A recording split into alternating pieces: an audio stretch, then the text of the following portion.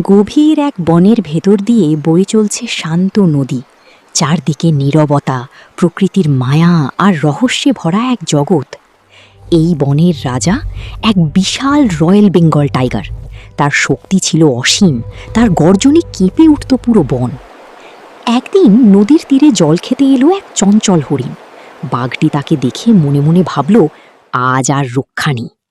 হরিণটি ভয় পেলেও মাথা ঠান্ডা রাখল। সে বলল, মহারাজ, আপনার হাতে মারা যাওয়া তো ভাগ্যের ব্যাপার, কিন্তু মরার আগে আপনার সেই জগৎ কাঁপানো গর্জনটা কি একবার শুনতে পারি? নিজের প্রশংসা শুনে বাঘের অহংকার বেড়ে গেল। সে বুক ফুলিয়ে দাঁড়িয়ে গর্জন দেওয়ার প্রস্তুতি নিল। গর্জন! ঠিক সেই মুহূর্তেই হরিণটি এক লাফে বনের গহীন ঝোপে পালিয়ে গেল। বাঘ তখন বুঝল, শুধু শক্তি থাকলেই হয় না। মনে রাখবেন, শক্তির চেয়ে বুদ্ধির জোরই সবচেয়ে বড় অস্ত্র।